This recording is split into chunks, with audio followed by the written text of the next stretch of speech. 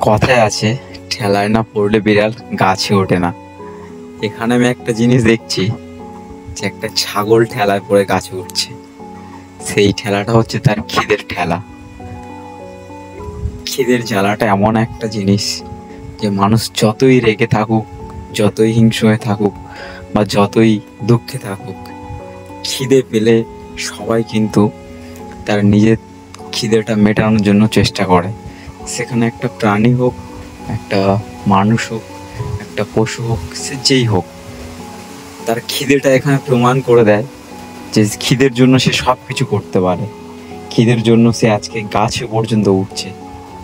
এমন সময় আছে, দেখা যায় যে খিদের সময় মানুষ অনেক কষ্টের মধ্যে থাকলেও সে একটুখানি খাবার খেয়ে তৃপ্তি করে।